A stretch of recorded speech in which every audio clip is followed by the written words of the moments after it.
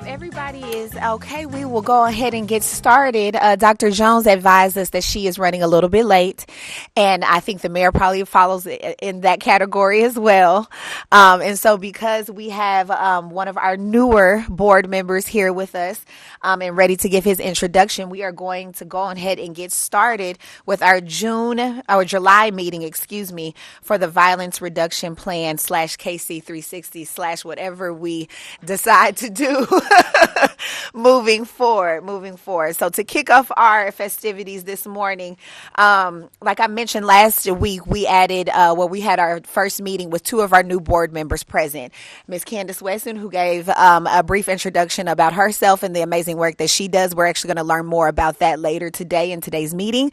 But now we would like to give the floor to Dr. Vernon Howard, who has been a notable civil rights activist in the Kansas City metropolitan community for a number of years. He is definitely a pillar and a valuable pillar in what we're trying to do with this program here moving forward. So Dr. Howard, if you could please take the floor and tell us a little bit about yourself, the work that you do, the organization that you represent, and why you chose to be involved with this program. Thank you, Attorney Johnson, and good morning, everybody. I don't know if I can be heard, if I should move this way. I think you pull up one of the mics. Mic up. Yep, there we go. Good morning, everyone. My name is Vernon Howard. I'm a native son of Kansas City, Missouri, born at KU Med Center, graduated from East High School in Kansas City, did my ministerial training at Central Baptist Theological Seminary in the Kansas City area, and also did doctoral work at Virginia Union University at the Theological Seminary there. My family lives here in Kansas City. My mother, sisters, brother grew up here, lived here, died here. I pastor the historic St. Mark Church, 1101 Euclid, in 64127 zip code, one of the poorest zip codes in the city and one of the most violent ridden zip codes in the city. I pastor the St. Mark Church, as I mentioned, and am president of the Southern Christian Leadership Conference of Greater Kansas City. Attorney Johnson mentioned that it is a civil and human rights organization founded by Dr. King and Associates in 1957 in the southern part of the United States, founded by U.S. Congressman Emanuel Cleaver, Reverend Kenneth Ray, who has passed on to be with the Lord, and a host of other local clergy here in Kansas City in 1972. I'm humbled to be here, but grieved to be here that this commission is necessary. And there are many whom I know look upon our efforts and some of the strategies and approaches that we take for violence reduction with great criticism. But until you, like me and like us, have buried hundreds of young black men and young black women to violence, until you, like us, have had to go to mortuaries and see the bullet-ridden bodies of young black men and young black women, teenagers, children, until you, like us, have had to live and grieve with men and women in our pews every Sunday who are living with the grief of the loss of loved ones through unnecessary violence, until you, like us, have seen and experienced unarmed black men killed by the Kcpd, by our own brothers and sisters, needlessly, until you, like us, experience the proliferation of guns and drugs into our communities, of pawn shops and liquor stores into our communities, and yet no equal protection for our children, for our youth, for our women, for our wives and loved ones and families. Perhaps then some will understand for us why this issue is so urgent, why this issue requires us to do more than we have done and to do different than we have done in order to have equal protections and public safety for all citizens, no matter what race, no matter what geography, no matter what zip code. And we will not be silent until that peace comes for all of Kansas Cityans. I'm thankful for the opportunity to serve and glad that I've been asked to serve, and we hope to do all that we can by the help of God to bring success to our efforts. Thank you very much, Dr. Howard. We are very thankful that you are here with us today and are excited about the contribution you're going to make to this broader body. We are now going to move on to the approval of last month's meeting minutes. AJ Herman from our office should have just placed a copy before you. If you take we also previously sent these out as well. So if you just kind of skim through them, and if I have a motion to approve the minutes, please make it.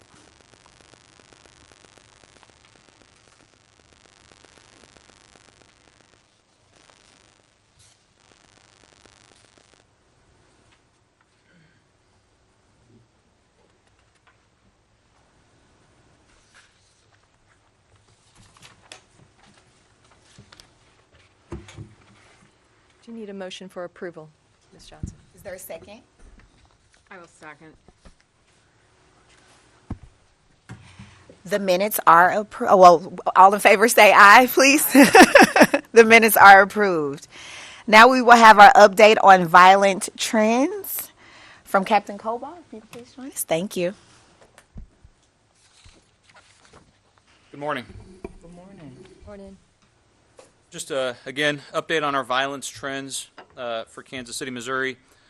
Our homicides for 2021, as of yesterday, had 78 homicide victims compared to 100 at the same time in 2020. That's been trending down for the last 12 months. That's a 22% decrease from the same time last year. For non-fatal shootings, for 2021, as of yesterday, we were at 278 living shooting victims compared to 340 at the same time last year. So over the last 12 months, that's a 18% reduction. We have seen a trend here in July, unfortunately. Seems like around the 4th of July, we definitely saw a large spike in violence. And through the first 11 days of July, we've had 37 living shooting victims compared to 22 at the same time last year. For comparison, in July of last year, we had 65 victims total. So we are already more than halfway to that through the first 11 days. So we hope to turn that around. Again, that seems to have started around the 4th of July and has continued at a higher rate than what we've seen for the rest of the year. So those are what I had on the new numbers. I did want to kind of go back briefly. I know there was some discussion at the end of the meeting last week about how we should present statistics at this meeting. So I am open to ideas. There was some discussion. I don't think there was anything offered as maybe what we should do. I know Dr. Novak was kind of put on to get his opinion about some of this. I think my only rebuttal to that is that I think the audiences are different. I'm presenting to a group of professionals here that are working on this problem and have been working on this problem. And so the purpose of mine was just a brief update on data to show kind of where we are trending over the last 12 months. I'm happy to take that as far back as we want. I think I have the data to 1926 on homicides up here today. So that's certainly something we can entertain. But again, kind of what was explained to me moving into this process was kind of where are we at right now, what's going on in Kansas City, where are we trending, and I think kind of the last 12 months are a good picture of that. And I certainly prefaced everything last week with that we are coming off of a record-setting year, so we would certainly hope we have a reduction. And again, the big point out of last week's information was just kind of showing that I don't think personally that Kansas City lives in a vacuum. I think we are a microcosm of what's going on in our nation right now, and this has been a problem from coast to coast, small, mid-sized, and large cities. And you don't need to take my word for it. I presented a couple articles last week or last month. You guys are welcome to kind of do that looking as well, but almost universally across the country, cities exploded in violence and broke their records last year, and they're continuing to do so this year. I believe it was up 25% over the records of last year, this year. And so I think it is important to recognize the work that us in this room are doing and the people that work for us. There's a lot of hardworking women and men that are working on this problem every single day. And I think it is important to point out that whatever it is, I think there's a lot of programs that have started with Public Safety Partnership that has morphed into this, the shoot review, a lot of things that are going on that partners in this room are helping with. And something is different in Kansas City. And maybe it's just happenstance that we're one of the few cities that aren't increasing in violence over last year's rate. But I would certainly hope it's some of the work that all of us and the people that are putting in a lot of work in this are doing. So I do think it's important to note what's going on around the country as well as what's going on here in Kansas City. But if anybody has any thoughts or ideas or some other way they'd like information presented for purposes of this very brief briefing, I am happy to do what we can to bring what you would like to the table. And that's all I have unless there's any questions or comments. Sure. Captain Cobo, thank you for your report.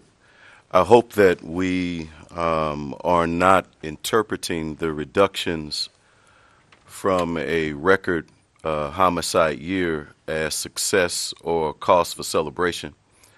I would hope and pray that none of us are. Absolutely not. And that's how I prefaced everything last week. It's simply, if we want to look at trends, Sure. That's what the title of my presentation is. And I Sure. think it's important to see what's going on Sure. here and everywhere else. Sure. Our community is struggling with two issues related to violent crime in Kansas City. One is accountability, and the other is transparency, that are kind of broad, overarching kind of principles and problems that we are experiencing. And I'm wondering how this commission and your report on a monthly basis can be more detailed with respect to the subject matter, specifically the update on violence trends. For instance, what can we do to provide for this commission the racial and zip code demographics of those who are homicide victims and those who are the victims of non-fatal shootings? B, what can we do to provide the number of those who are repeat victims who are non-fatal shooting victims? That would be a help to our community as well. C, most of the violent crimes and violence takes place as a result of guns and weapons. Our community is gravely sick and highly frustrated at the level of the presence and number of guns and the easy access in Kansas City. How many guns are in the hands of Kansas Cityans on a daily basis? That would be C in terms of accountability. I think we would all like to know the answer to that question. Yeah, and transparency. D would be the numbers of weapons that have been actually confiscated or retrieved by the Kcpd in its normal operation of law enforcement. E would be a tracking of where those weapons and guns go. What happens to them? Are they put into a melting pot? Are Are they sold? Are they taken to some room and remain there? Where do the weapons go after they have been confiscated? And some account of the tracking of that. The same holds true to not only weapons, but bullets. Some in our human and civil rights organizations are concerned that there is just such easy access, and we believe illegal access, which is a law enforcement issue in Kansas City. And so we're trying to do a better job of grasping information about this cycle of many illegal drugs and guns that are going on. And so those are some of the detailed data that I know that our community would like to have exposure to. We don't necessarily get that in other platforms, on other boards and commissions. The community needs it. And so I don't know if that information is available to you. If it is not, I know that our community wants it and needs it and would like to have next month for you to present data on at least those. And there may be some other colleagues that have comments on that as well. I would say certainly some of those things could be presented. I think it's ultimately up to this board as to what you guys would like, and we can talk about if there's any limitations on some of those. I think most of that is fairly simple. I will say when we start talking about finding new monthly things to analyze, that comes down to people doing the job. And like everybody, you know, the analytical function of the police department right now is at a skeleton crew, and the overwhelming amount of those resources, the detectives and the analysts that work on this problem are dedicated to those investigations, and preparing for shoot review is a big ask, right? Every week we discuss in depth every shooting and homicide that occurs in Kansas City.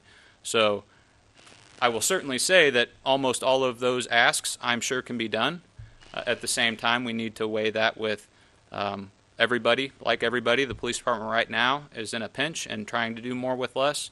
So as I have people do things, I just want to make sure that it is useful to the board and useful to where we are going, because ultimately those resources will come away from the direct analysis of homicides and non-fatal shootings, because that is 95% of what the analytical work in my unit does is dedicated to those, and that is obviously the most important thing. So some of these are, I think, are pretty simple. I'm not as knowledgeable as some of our very talented analysts on some of this. Some of it just depends on how the systems are set up, whether they can just press some buttons and get the data, or whether they've got to reprogram and rewrite things to be able to do that. But we can take a look at the minutes of the meeting and certainly whatever else the board wants. My only ask is that information that we're getting is useful, because it does come away from other responsibilities and needs that this community needs in our police department when it comes to following up on violence. Can I jump in here just a sec? The only thing that recognize that may be most difficult is the zip code, because we don't categorize by zip code. So that may be a reprogramming issue, because we do not capture data by zip code. So the only thing that I see in this that would be a lengthy ask would be the zip code. Okay. Thank you, Chief. One of the, actually two of the issues related to the dialogue is the notion of, you mentioned the shifting of resources and so forth. And one of the ways in which our community has been frustrated, again, in terms of accountability and transparency, is to obtain a sense of exactly line item expenditures of the Kcpd. I know that if we're going to interject the notion of limited funds to the issue of data collection and analysis, then we also have to discuss ways in which the public does not have information in detail about how funds are spent. And we must also look at ways in which perhaps there are funds being spent in ways that do not get to the core of the problems.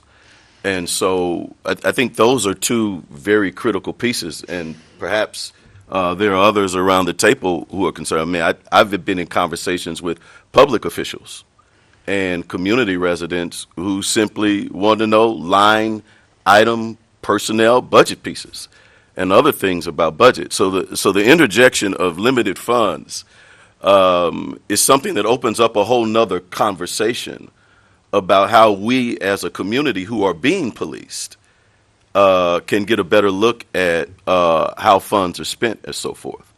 And I think that's very important to this conversation. If we're saying that funds can not be transferred or cannot be allocated for data analysis that's critical to public safety, then that means then let's take a look at how all of the funds are spent, from personnel, high-level officers, and social services.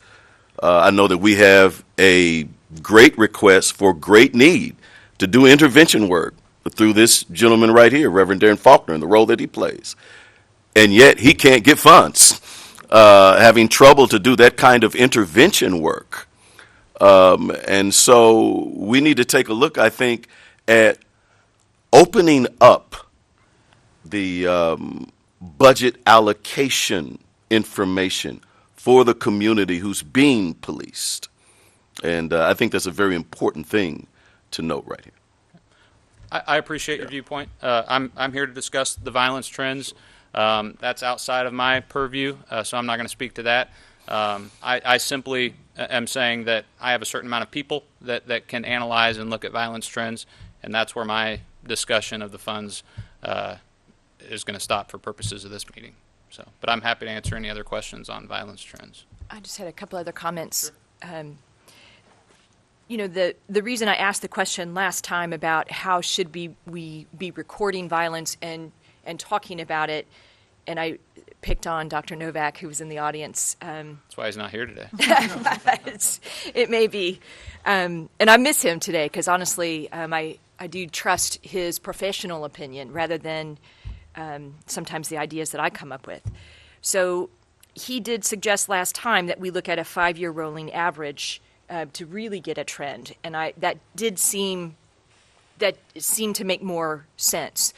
The reason I asked him is because of, in your comments last time, St. Louis, the city of St. Louis was also down from its numbers last year.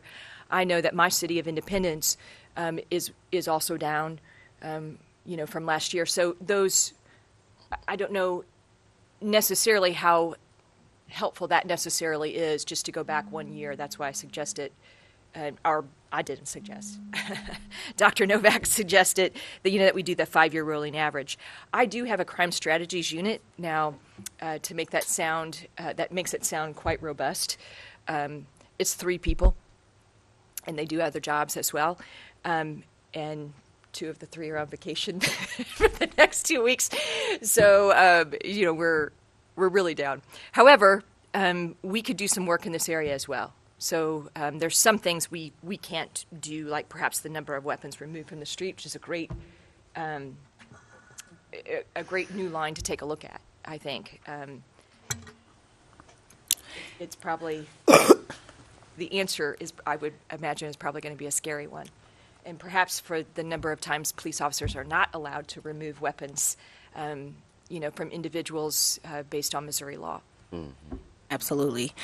And so what we can do is, after we kind of put together the minutes from today's meeting, we can kind of identify some of the requested data categories that have been discussed today, and then disseminate that list to the board to see which one of our board members and their staff can assist with getting the broader body some of that information. And we can kind of serve as the conduit for that conversation in preparation for the next meeting. Yes, Dr. Jones? A quick question. So the data that you present, Captain Cobalt, is that what's also on the open data? What's the lag time between what's on open data and what's...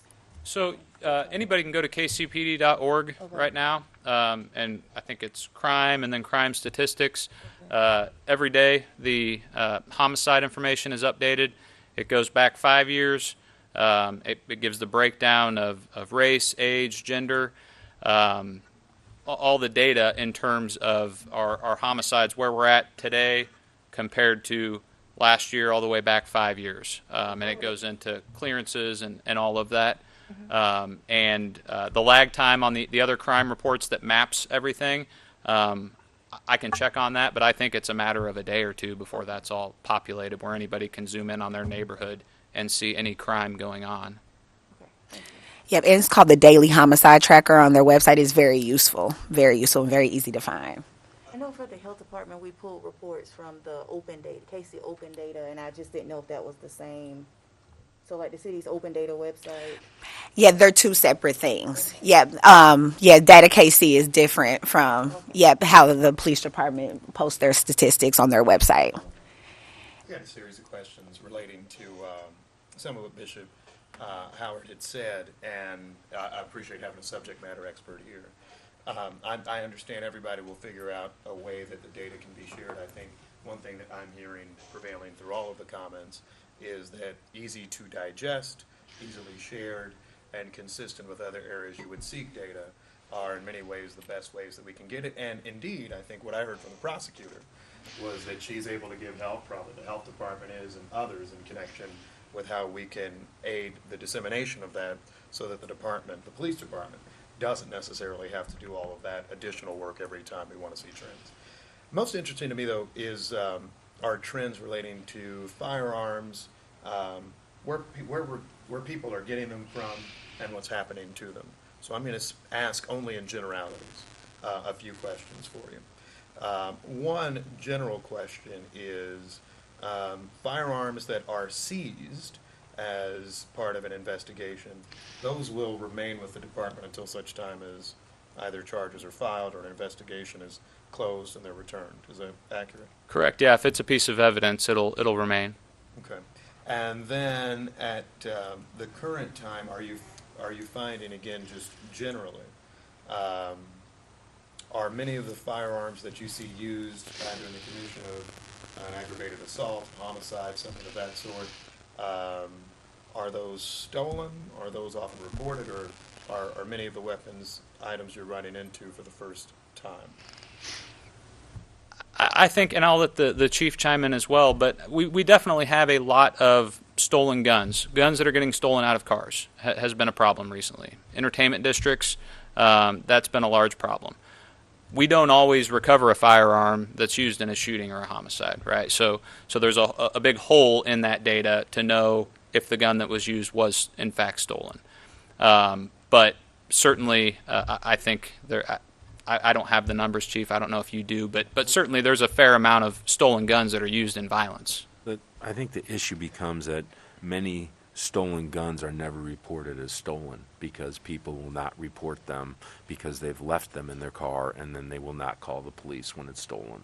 So we have I think the gap in data really is that even the percentage we come across is probably very skewed to the actual number of stolen weapons that are underreported. So do we come across stolen guns? Yes. Other question, to the extent, this is just going to be a broad question from a layperson, where are most of the guns coming from? Or can we not actually answer that question so simply? There are some who would suggest, and indeed, I know the ATF nationally is, at least in this administration, trying to do more with tracking where firearms are coming from, those sorts of things. Do you see any broad-based area from which firearms are coming? Or is it, I guess, for lack of a better term, somewhat totally random in terms of the firearms you're seeing commissioned in crimes in Kansas City?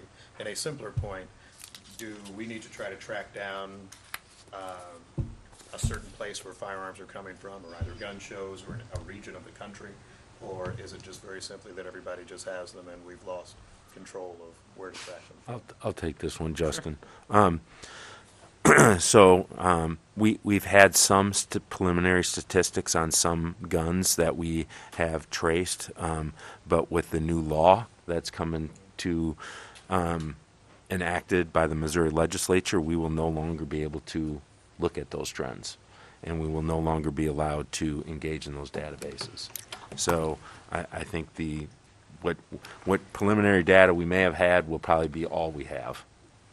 I'll follow up on that from the chief's comments.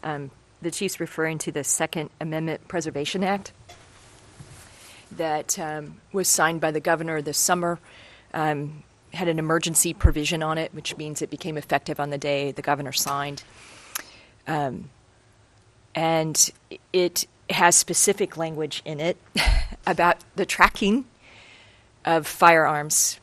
It seems completely intuitive to someone like me who looks at probably 90% or more than 90% of our homicides are committed by gun rather than by knife or, as I would say, some other blunt force instrument. If 90% of your homicides were committed by any other tool, we'd be curious about that tool and what we might be able to do about that tool. This fight has long been lost, and so here we are. We're stuck with the law that we have rather than the law that we want.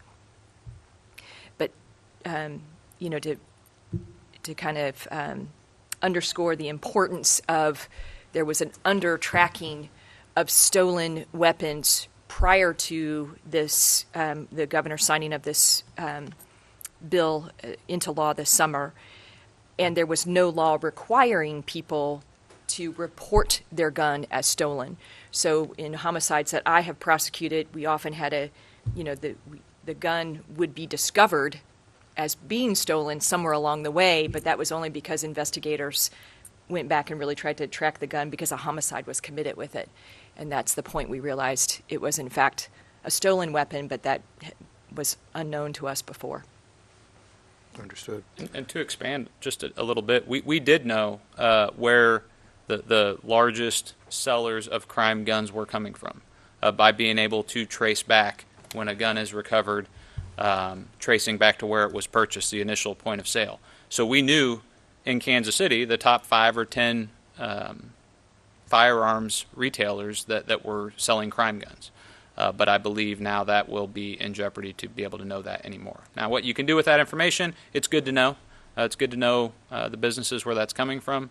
But what you do with that, there's some limitations there. So, but yeah, it sounds like even that information will be harder to come by now. Captain, what are those businesses?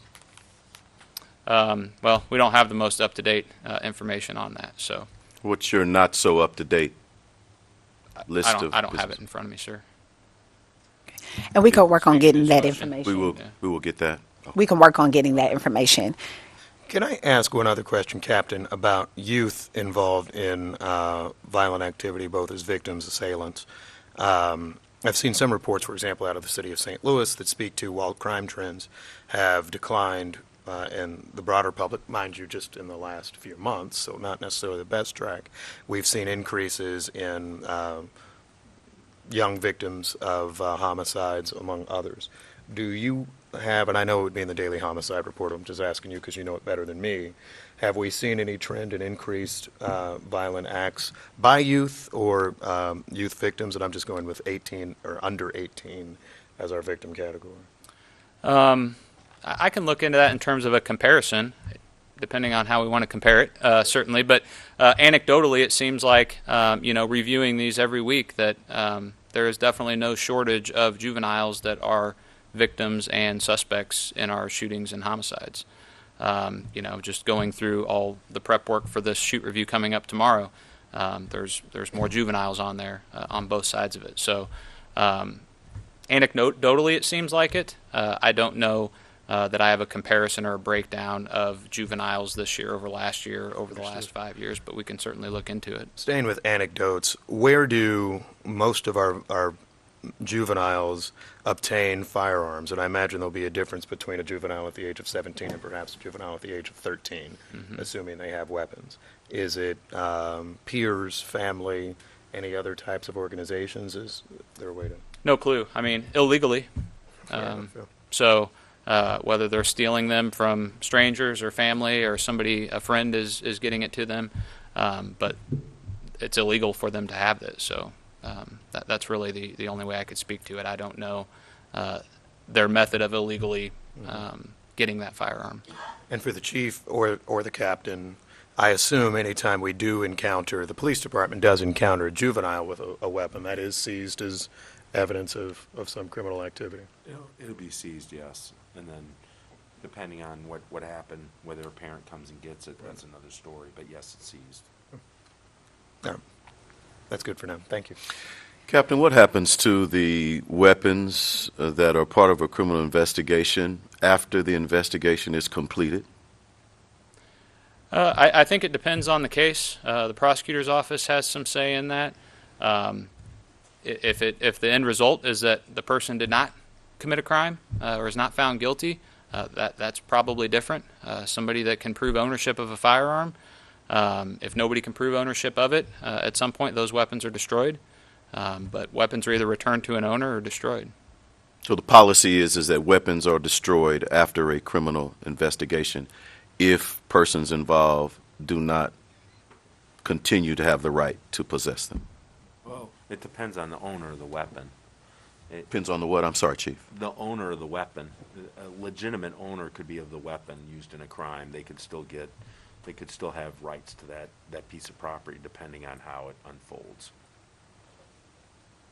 It could have been a if stolen firearm, for example, from somebody not involved. Sure, absolutely would go back to That's them. what I'm saying, In yeah. cases that we cannot or are not bound by law to return a weapon to somebody who legally owns it and should have it back, what happens to all of the weapons after that? After they are in possession of the Kcpd, they can't be returned to anyone. There is no rightful owner. They were part of a criminal investigation.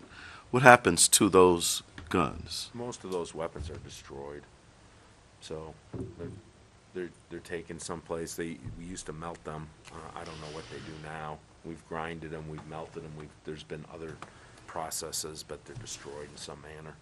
Is there a agency, a business that is procured or contracted to do that? Does the Kcpd do that in its own budgeted resources? I'd have to check.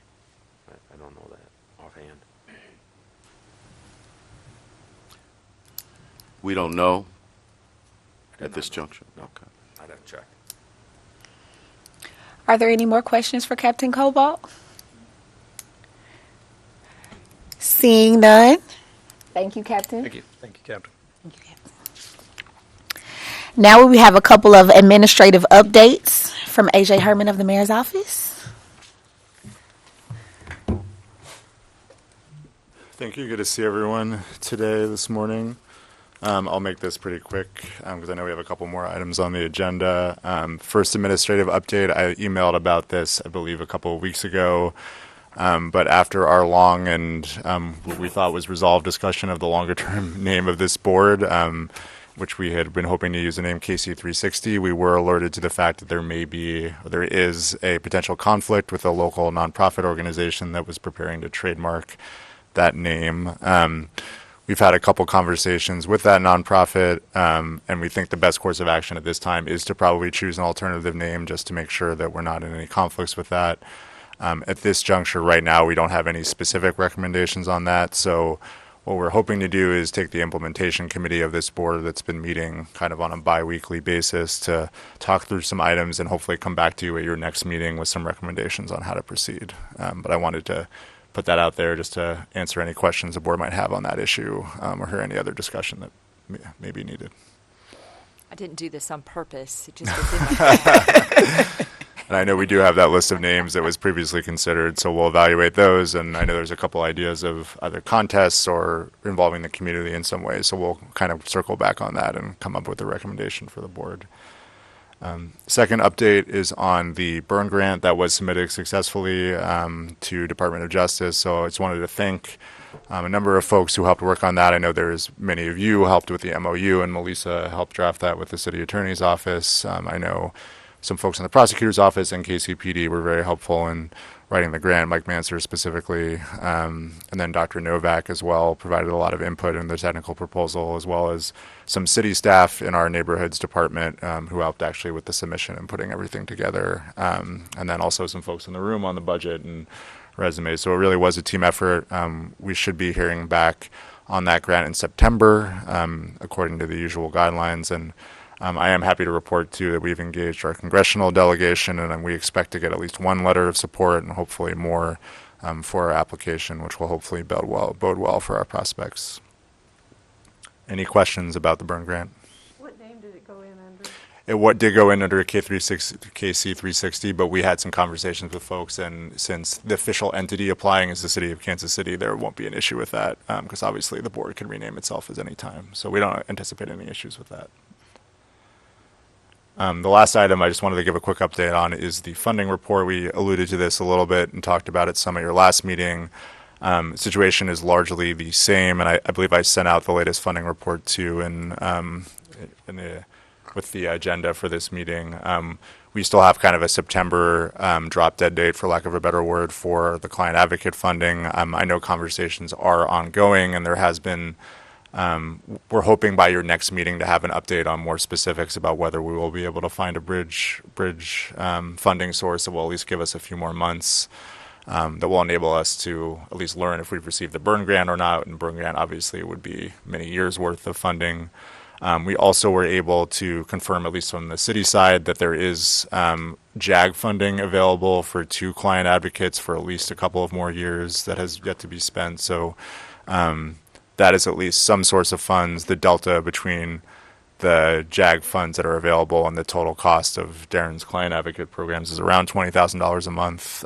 We're trying to get some more exact figures on that, and hopefully we'll have some for you by your next meeting. But just to kind of give a sense of the scope of the funding gap that exists, it's around $20,000 a month going forward after September. And AJ, I may have a small update to give on this, and since I've conditioned Kansas City to cringe when they hear me speak at a podium, because I never have good news, I'd like to just break it just for for a second to say I potentially have some funds that could go to the client advocates to help fund that gap for the rest of the year. So it would just be one-time funds. I have a bureaucratic process to go through, so I'm still going through that, but we'll have a better update on that next time. Great. Any other questions from the board? Thank you. All right. Thanks, AJ. And now we will have one of our governing board members, Ms. Candice Wesson, who the broader group was introduced to last week, to give us a presentation on some of the work that her organization, the Help KC, does, and some of the biggest barriers and complications that she faces when working with the reentry field. As most of you all know, Missouri ranks amongst the highest states in the country with recidivism, meaning that the majority of the individuals that enter the criminal justice system will reenter at some point. And the amazing work that Ms. Candice Wesson does aims to try to reduce some of that negative impact in the community. So Candice, if you could please take the floor and let us know about the Help KC and kind of what some of the biggest challenges you face working in this field. Good morning. Again, as previously mentioned, I am Candice Wesson, the founder and director of the Help KC. We are a 501c3 local non-for-profit here in Kansas City that offers reentry support to formerly incarcerated convicted women. And the organization was founded based off of my experience with the criminal justice system. I myself, along with 2 other individuals, were convicted in a federal court for the tax crime. All of us was first-time nonviolent offenders, whereas we thought that there were other alternatives, because we do know that most of our prison institutions, our prison population is overpopulated with nonviolent offenders. So the handout that I gave you is pretty much just a brief overview, one-pager of what we do, how we do what we do, and some of the numbers or data for 2020. So I'll just speak briefly, really quick. I won't even put you to sleep. Briefly just speak on reentry as a whole. Being on the other side of the wall, if you will, it was there. That's where I found that most of the women that are incarcerated were being criminalized for things that were beyond their control. Being criminalized for substance abuse, for poverty, for crimes that was committed by significant others, and then they taking the rap for it. Being in an institution where women did not really understand why they were there in the first place. So when you're dealing with all of that, and women have to deal with that trauma along with the trauma of being incarcerated and being away from their children, because we do know that 46% of the women that are incarcerated have children that are ages 18 and under. And 80% of those women who are incarcerated are single parents or single mothers. So they are the head of their households. So when you have all of that trauma and you transfer it back into our communities, you have to have services readily available for people that are transitioning back into our communities. So that is where the help was created. I was able to, I started out in a federal institution. I was transferred to a state prison. I was transferred because they wanted me to participate in a baby program. Data shows us that 1 out of 25 women who enter the prison system are pregnant. I happen to be the 1 out of the 25. So having to learn the culture of state prisons is pretty much the same. You know, there's not enough, where there's little hope. There was hardly to any programming. There was poor programming.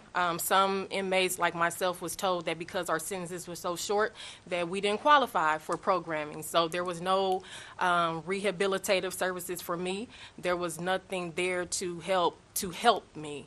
So then returning back to Kansas City, to a halfway house here in Kansas City, the case manager, the name of the game was get a job, get a job, get a job. Find employment or I'm going to send you back. So I'm thinking to myself, you're a case manager, so I'm thinking that you're supposed to help, right? But that wasn't the case. They used their power to kind of intimidate us by saying, we'll send you back if you don't do X, Y, Z.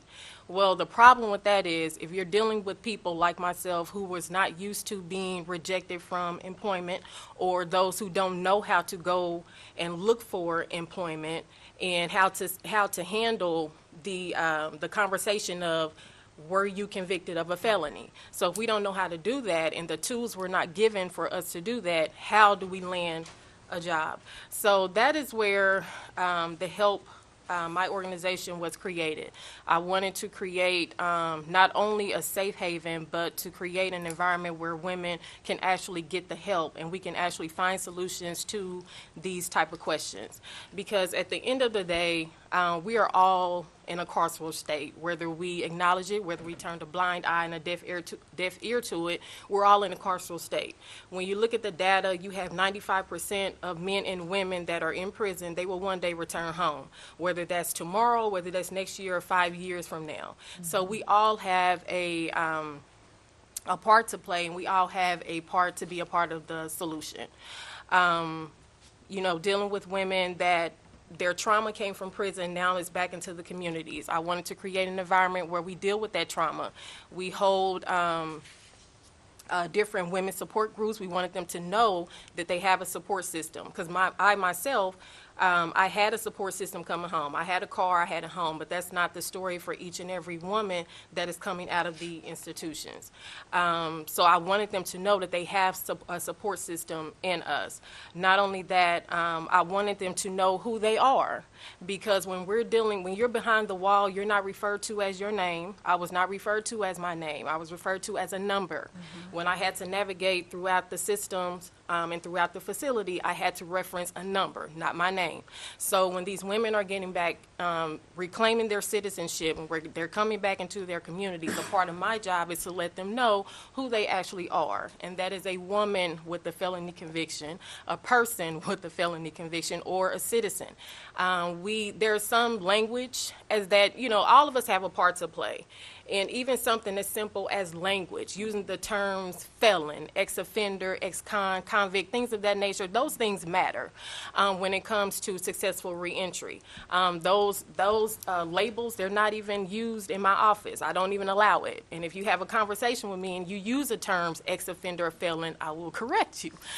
Because the culture shift had to come from somewhere. And I believe that we bear the responsibility as being directly impacted. It has to start with us. We offer as many services. Well, my goal was to meet as many needs for these women as I possibly could. Looking at the data, it shows you that employment, housing, healthcare, all of those things were important when it came to women reacclimating back into their communities. Not to mention, we have women that are in for a huge fight. When they were in prison, their children were taken. So now they have to figure out ways to regain the custody of their children. So all of these critical needs, and these women have needs that have to be fundamentally met. And that is what the organization, that's what we tried to create. We tried to create not so much a one-stop shop, because we realized that there's other social services organizations and other social services that we needed to refer them to, because we did not have all the answers. And me, I'm working as a one-woman show. That's not fun, but we get through it. And so now we are connecting and partnering with other institutions, other organizations, locally, regionally, and nationally, to bring about change when it comes to formerly incarcerated women. Not so much formerly incarcerated women, but reentry as a whole. If you look at the data, most of the convictions that came into my office were drug convictions. We are working with a national organization to end the war on cannabis, because my belief is that if you end the war on cannabis, then you bring the drug war to a complete halt. The drug war has been in existence over 50 years, and it has not been proven to be effective. The drug war, to me, in my opinion, didn't do anything but incarcerate your black and brown people. And so we bear the responsibility to bring about change. So again, we are looking to partner with other organizations. If our population of people is someone that you're willing to help, or you're willing to give your input or things like that, we welcome you with open arms. I'm sorry I did not put the contact information on here, but if you look us up, you Google us, you'll find our information. We are located at 31 West 31st Street in Kansas City. And again, we welcome you, any input that you have as far as women returning home, if there's anything that I can help you with, or if you just want, because we do have quarterly empowerment sessions, so if there was something that you want to come in and share, I welcome that as well. And that is all I have. And I didn't put you to sleep, I promise. Does anybody have any questions for Mrs. Wesson? Thank you for that presentation. Your work in reentry is valuable. I will say this, Ms. Wesson, and I appreciate, Mrs. Wesson, I appreciate what you're doing. The way women get connected with you is typically word of mouth, or? It is typically word of mouth. However, we're trying to build stronger relationships with probation and parole, both federally and state. We're trying to build relationships with other organizations to where they will know who we are. So if they can't help them, maybe it's something that we can help with. But right now, it's typically word of mouth. Okay. And do most people come to you positively, or as in they heard good things and they like you? Or are there people that are saying, I don't even want to deal with this, but this is my last resort? Like me. Actually, word had gotten out in some of the prisons as well. I don't know how, but it did. I believe it was some of the articles that we were putting in the Kansas City Call newspaper, and families send their loved ones that are incarcerated the newspaper. So they came to us on a positive note. And actually, I appreciate them for that, because some of the women reached out to us like 6 to 8 months prior to them being released. And that kind of helps us kind of gauge their case plan to see what it is that they're needing and things like that. So most of the women, they come to us on a positive note, and they're looking for resources. And the problem is that I'm just speaking about women. You still have a whole nother population of men that need the same thing. thing because, society has told them that they don't have trauma, and that's not true. Also, you're dealing with PICS, post-incarcerated syndrome. That is a real thing. That is a mental illness that both men and women deal with. So, again, it's an issue that we all can take a part in, and I believe that if we work together, then we can create like this reentry hub, and that it can be replicated to other cities in our country. Thank Just Candice, I would say, being a new board member and to the other new board members, there is a reentry element to the social services department of this organization. We do primarily work with men, but we do have some women from time to time. And we already have an excellent relationship with probation and parole. So that seems to be a right fit with the work that you're already doing. I just wanted to make mention that we do have a reentry component to the social services department of this organization. Yes. Does anybody have any more questions? I just have a comment to add, and being a regional administrator with probation and parole here, and let me just say the need is great for women that's coming out, and you stated that it's usually by word of mouth or from the call newspaper. What I would like to do is I want to bring you in to meetings with the district administrators in the Kansas City area. So, because we're always needing resources. So allow us to be a direct connect for you. So before you leave today, let's exchange and get information so that it won't be just word of mouth. It will be that we can put a face to a name, put you in the room when these women are coming out, and we have some probation officers in the room always seeking resources for clients, and we can have your information readily available, so it won't just be a walk-in. It will be a positive contact along with having that direct connect with you. Absolutely. Yeah. Awesome. That is proof of concepts, relationship building, and collaborations. That is awesome, ladies. Thank you very much for that. Thing. Yes. I thank you for your work. I think this is an area where we can do immediate work, that we can do good work, is reentry, and I know the Crime Commission also tackles this topic a little bit, but I think there'd be opportunity for some coordination, and just like in this particular instance where people are automatically referred rather than hearing it word of mouth would be awesome. But I do think that because Missouri's numbers are so skewed in this department, there's huge opportunities to make an impact on the people returning from prison and getting back into society here in Kansas City in a positive way. And I hate to say it, but I think a lot of the processes that happen is when people are returning from being in prison and they come back, and the process itself is so negative that doesn't help anyone from the very beginning. So anything we can do in that realm to try and help and support and make it a positive experience rather than a negative experience, I think would be good for everybody. Right. If there are no more questions for Mrs. Wesson, we will now have Jackson County Chief Deputy Prosecutor Dan Nelson. And I'm going to scoot over so you can be near the computer. Are you going to be on this one? Oh, which computer is it hooked up to? Here, right? Okay.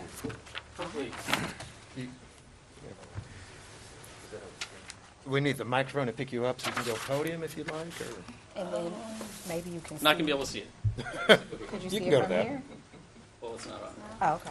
Well, I think it might, I don't know if you can scroll. what the heck, join us. Be our Or substitute. Good morning. My name is Dan Nelson. I'm the Chief Deputy Prosecutor at Jackson County. It's a privilege to be here and to talk to this group. I'm substituting today for Henry Chapman, who's our data analyst and really heads up the work that Jean was describing at our Crime Strategies Unit. We were very fortunate to hire him from the Manhattan, New York District Attorney Cy Vance's office, where he worked in their Crime Strategies Unit. And we've really tried to take this opportunity where there's been a little pause in our volume during COVID to really get behind the data and really try to understand both what cases are we charging and what are the outcomes, and what are the benefits, and also what are the costs, and maybe what are some of the hidden detriments.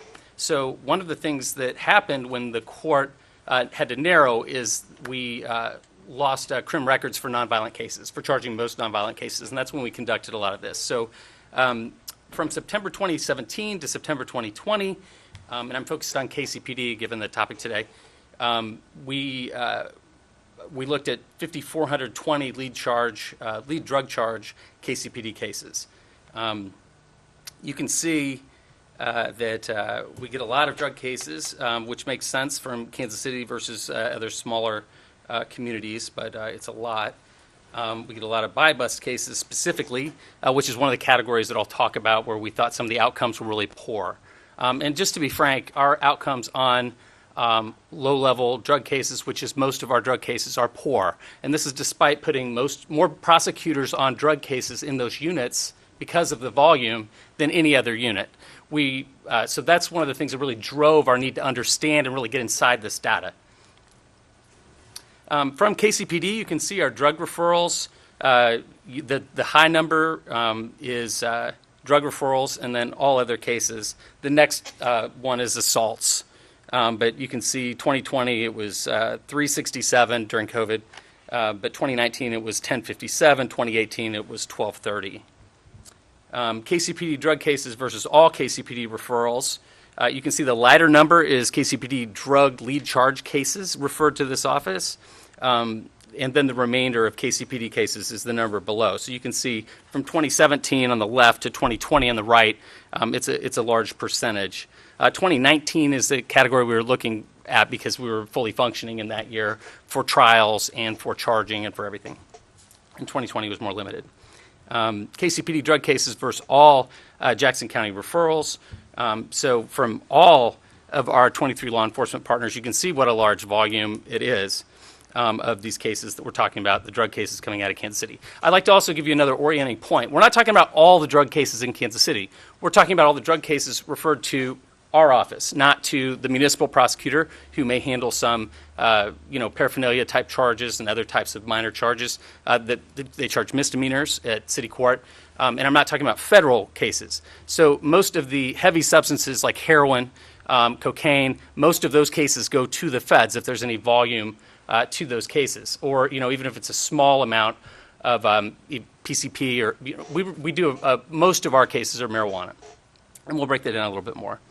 From 2017 through September 2020, felony drug cases were the largest category of referrals, 1,000 to 1,400 cases per year, where the lead charge is drug possession. Historically, our strategy has been wherever you find drugs, you'll find violence. I use the royal we. I'm talking about prosecutors and police.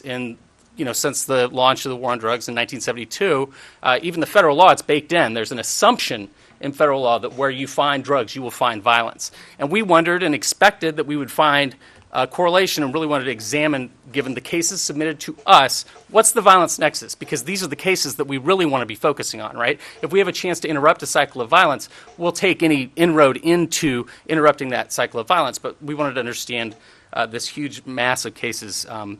What's the violence nexus? In Jackson County, to preview, we found only 8% of drug possession cases involved a weapon. These are most of the cases that we're talking about in Jackson County. I think from April 1 of this year until through the end of May, we received several hundred cases, and 99% this year were drug possession cases. And we had like 4 trafficking cases. So at least right now, we're really looking at possession cases coming in and not other drug crimes for the most part. Out of all drug defendants in Jackson County, approximately 25% had a known link to firearms or violence, and that's either a prior case or known prior case. So the number could be higher. People with a conviction in Wyandotte don't show up in that analysis. We were looking at Missouri CaseNet for those statistics, but that's a rough number. 75% did not have a known link to firearms or violence, and that's either in the case that they're charged in or prior cases. So I'll talk first about interdiction cases. And what we're talking about here is bus and train interdiction. So we're talking about drug dogs going down to the Amtrak station or going down to the bus station and sniffing bags and then pulling the bags off. Usually 82% of the time, the person with the bag that the drug dog hits on gives consent to search the bag that has the drugs in it. If the drugs are heroin, it goes up the street to the U.S. Attorney's Office. If the drugs are weed, it comes down to Jackson County. With some exceptions, we do get some other cases in interdiction. One key thing that we noticed, I'll talk about that in a second.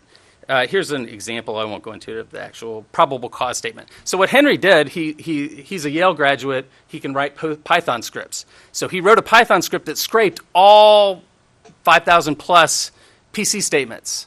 And he wrote programs that analyzed keywords, and then he verified the data by going on the back and checking it. So he did a couple different things, and I'll tell you when it was a sample size of 20% that then he verified that that was true representative of the whole, or if it was an analysis of the whole. So how many interdiction cases per year? A total of 324 were referred from 2017 through September 2020 when we conducted the analysis.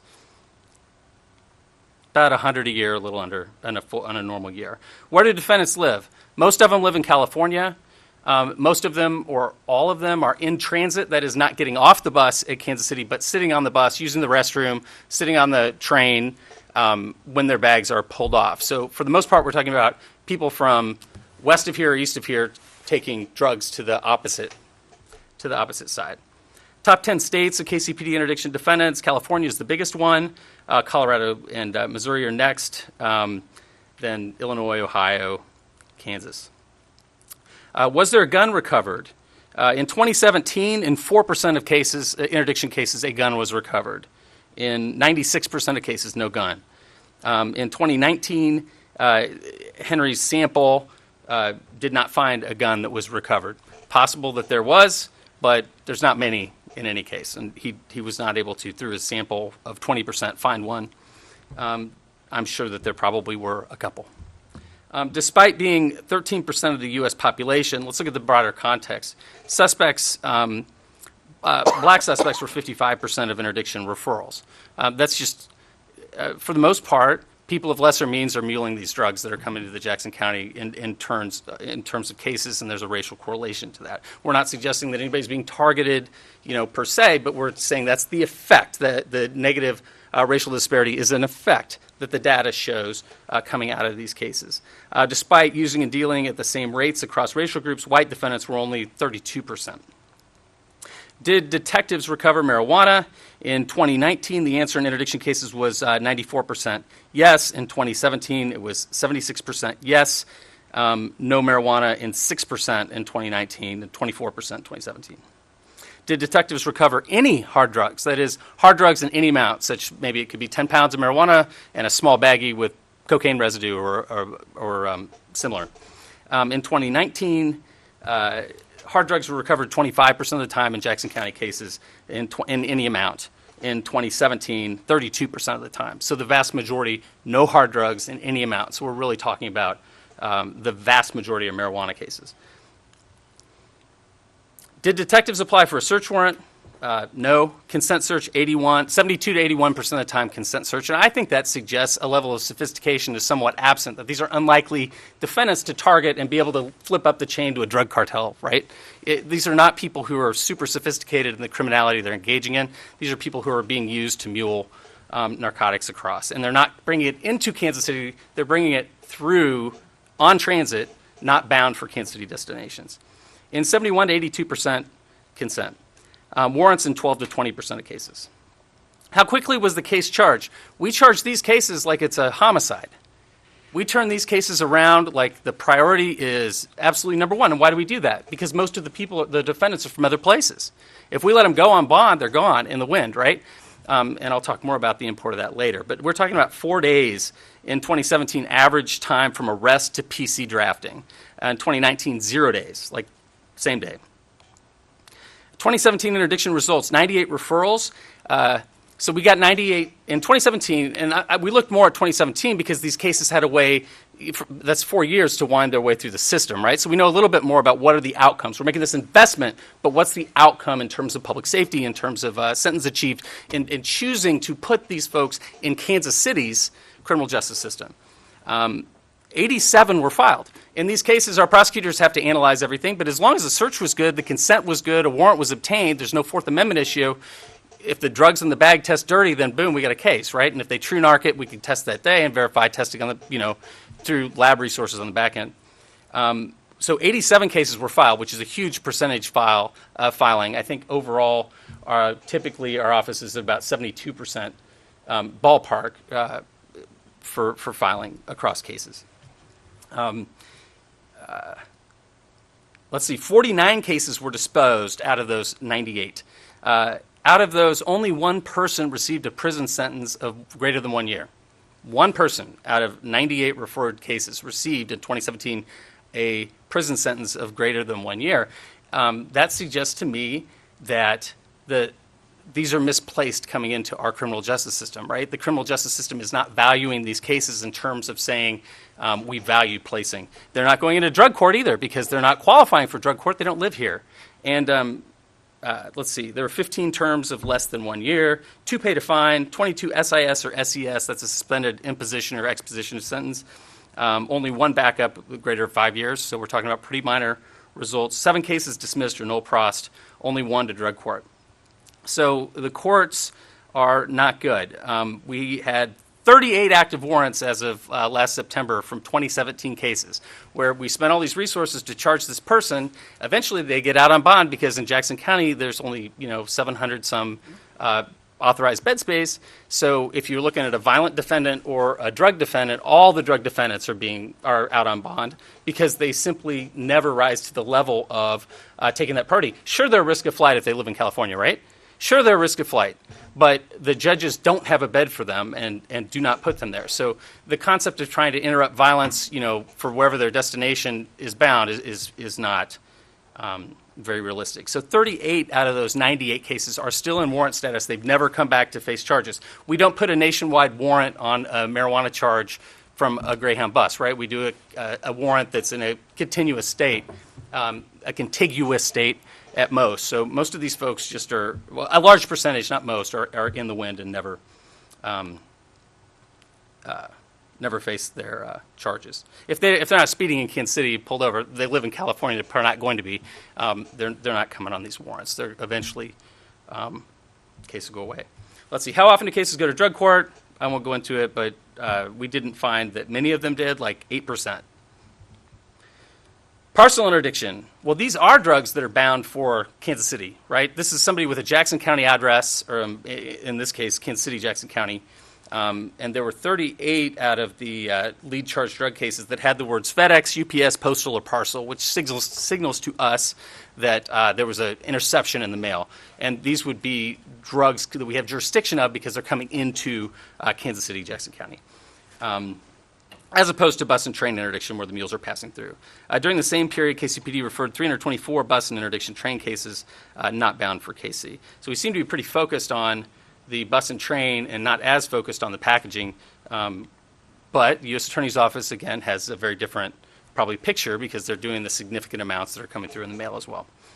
Buy, bust, and possession. Fact pattern. Kcpd undercover detective approaches, like there's usually a call for service, or there's somebody who has come up through intelligence that there's reason to believe that this person is dealing drugs.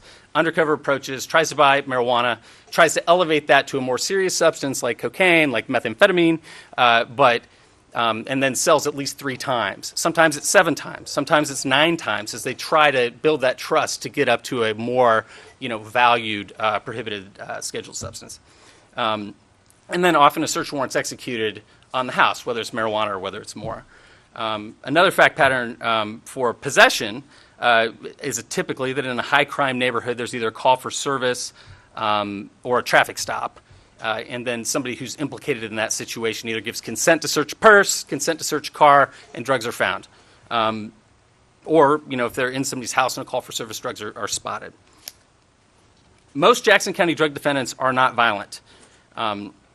So this is a really cool chart that Henry would explain to you better than me. But the green dots, which you probably can't see well, that small, are defendants. The blue dots are cases that are not violent gun. The red dots they're connected. This defendant is connected either through this current case or a prior case in the prior 5 years to a violent or gun case. Out out of 595 total cases, 82 of Jackson County's referrals were violent or firearm connected. That's 17.7% of all cases. 69 defendants with a violent or firearm case out of 276 total. That's 25%. So this thing that we've been operating under basically since the 70s, that where you find drugs, you will find violence, is not true, at least with a subset of our cases. It's a minority of our set of cases. There are some cases, but it's not a majority of the cases. It's certainly not all, like this kind of false presumption that law enforcement's endeavored on for a long time would suggest.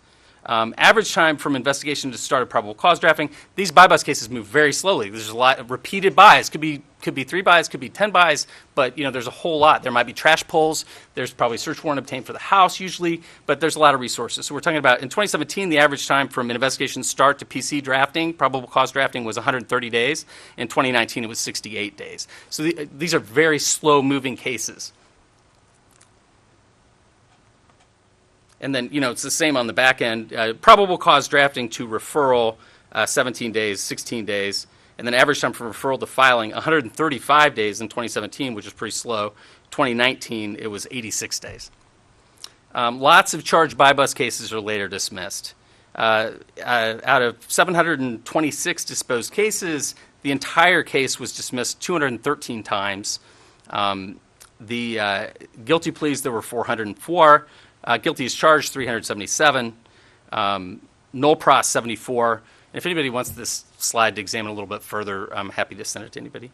Large racial disparities exist in buy-bust cases. So we're not saying that this is intentional, but again, this is an indisputable outcome on the back end that we, through looking at our data, now understand and are very alarmed by. Let's see, we have 40... The racial breakdown of buy-bust defendants from 2017 to 2019, Kcpd referred cases sample, 81% were black in 2019, and 85% were black in 2017. This is despite the population of Jackson County, Kansas City is 39% African American. Disparate racial outcomes nationally. Black Americans, and we've referenced this already, Black Americans, we know statistically, and there's many sites on this for the internet from data sources, but are about 4 times more likely to be arrested for marijuana than their white peers, despite about equal rates of usage and dealing. Nationally, Black Americans make up 30% of all drug arrests, despite being only 13% of users. Where do we look for drugs in Kansas City? Well, marijuana and other drugs are everywhere. The studies suggest that 85% of high school seniors reported it would be easy for them to buy marijuana, 55% cocaine. So police could find weed, oxy, meth, well, maybe not meth, but weed, oxy, cocaine, most places. But where do we look for it? Well, it's how these cases originate that results in these outcomes. Overwhelmingly in our cases submitted to us, the majority of drug possession cases occurred south of Independence Avenue and east of Troost. Most cases began with either a call for service regarding a minor crime or a traffic stop. There are exceptions to that, but that's most of the cases. Where do buy-busts occur? I can send that for examination. I want to get through. Resource problem. Well, drug cases are expensive, so we wanted to look at the cost and the opportunity cost. We have so many lawyers who are staffed to drug units, and we're getting these horrible outcomes. For example, in the interdiction, 1 prison term of a year or greater out of 98 submitted cases in 2017. Why are we doing that? Why are we not, especially when there's negative outcomes from pursuing that huge net full of people that are coming into the system, right? Is there a way to send some of those people other places? Is there a way to find out in that net what cases are valued by the courts where we're the right place, where a state felony charge, right? A state felony charge, a serious charge, has a big impact on people's lives. If we're not getting a good outcome from it from a criminal justice perspective, why are we bringing so many people into this net to have all these negative externalities that undermine so many other things? Every resource spent on weight-focused drug investigations is not spent on investigating violence. I'll talk about that in a sec. Over-surveilling communities about drug results also, studies suggest, results in community friction. Common sense does too. If people feel like they're being targeted and for drugs, for especially minor, and then arrested for 1 pill of oxy, for minor amounts of user possession cases, which are a huge percentage of our cases, this results in community friction because People are being arrested in certain parts of town more often than they're being arrested in others. Again, that's not law enforcement's going out trying to arrest people there. That's where calls for service are. That's where police are trying to interrupt and prevent the red dots of violence that plague neighborhoods. But while we're there, we have this negative touch. People come up to us in community meetings and say, while you're in our neighborhood, you arrest our kids and charge them with weed possession felonies, right? I mean, that's a true statement. They say that doesn't happen up in North Kansas City School District. That doesn't happen other places in Kansas City. On the scale, right, on the scale, does this friction cause less cooperation in violent crimes cases? We don't know the answer to that, but we know the friction is there, and I can't imagine that it helps, and I think it's something we all should be mindful of. So we're looking in Jackson County for a new way forward, and we've actually now drafted guidelines. I met with several drug commanders and other folks from Kcpd, and we hammered out some ideas for draft policy that ultimately is still somewhat in flux. But Jackson County's, anyway, has adopted it. And we're focused on violence nexus and community disruption. Importantly, through the PSP effort with the feds, I was privileged to go to Tampa, to Milwaukee, to LA. I went to New York. I went to the National PSP Conference, and we talked with people about drug cases, right? This old model of focusing on drug weight. That's how the statutes are written. That's how we continue to enforce. But what we were told time and time again, Tampa went from worst to first, right? They went from a bottom 10 dangerous city to a top 10 safe city from about 2001 to 2021. So we said, how did you do that? And they said, every drug case that we open has a violence nexus. We do not have time to open drug cases against individuals who don't have a known, demonstrative, articulable violence nexus because we want to put those resources other places. Now, we'll make exceptions. We've had an overdose epidemic here. So we're making exceptions for drugs and people in that chain that are harming and killing so many people in our city. So right, it can be flexible, but violence nexus required. We went to Milwaukee. They said the same thing. Violence nexus required to open a drug case. But in Kansas City, the right model for us does not feel like it should be only a violence nexus, right? What about the grandmother who calls and says, my 4-year-old cannot ride his big wheel down the street on my street because there's a drug dealer next door and there's nefarious characters coming in and out and our whole neighborhood is disrupted and safety is disrupted and my kid can't play, right? Kansas City Police Department, and they value those calls wherever they come from in town. And I know that to be true. I've seen the dedication of these officers, and they go to where that problem is, and they want to go have a positive effect. And we want to back those up. We want to back those up in the Jackson County Prosecutor's Office because that is important, and it's important for us to try to interrupt that situation. Perhaps neighborhood accountability boards, perhaps models that have been used in other jurisdictions are a intermediate even or definitely a long-term solution to fill that gap. But while there is not somebody else filling that gap, we will be there, and that's why our policy includes community disruption, right? But it has to be an articulable, not a supposed or guessed community disruption.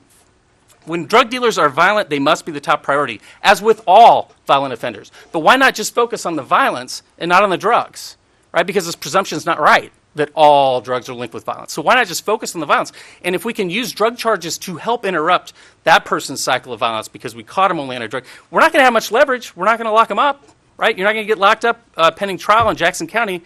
Something like close to 70% of our people in Jackson County who shoot somebody make bond pending trial. 70% of people who commit a non-fatal shooting. And that's with witnesses out there that can be killed, that can be hassled, that can be, they're incentivized to hurt or silence those people so they don't testify against them at their upcoming assault trial, right? So, this old presumption is that, we can lock the people up even if they have a violence nexus. Probably not. There's very few people. There's 130 usually folks in the Jackson County Jail who have warrants failures to appear 15 times, 10 times. And the court will go out and arrest them for all kinds of charges to bring them in because they just simply won't go and they're interrupting the whole system, right? But other than that category of people with warrants on failure to appear, there's almost no drug cases in Jackson County. Milwaukee site visit, I already kind of told you about that and I'm running late. the Milwaukee PD captain I thought was funny. He asked, and somebody guessed from Kcpd that they had 132 full-time employees facing drug or narcotic investigation. And at the time, there were only 12 detectives on assault squad that was handling 6,000 handling 6,000 assaults, including 500 to 650 non-fatal shootings a year. And they had 12 detectives staffed on it. And they said, man, you guys are chasing the Kilo Ferry down in Kansas City. Like, how do you have resources to do that? We are chasing, that's why we focused on violence, because we thought those efforts were misdirected. How are you going to drive down violence if you spend all your time and resources charging people with drug possession? And he explained that sometimes communities nationally have become kind of hooked on drug investigations because oftentimes there's matching federal grants that go 50-50 with a lot of those positions. So if you can't simply pluck a drug position oftentimes and put it in a violence-facing squad, right? So I won't speak for the police department on that point. I'm sure they have more precise data on that. But there are real challenges, and it's hard to say to turn down funds.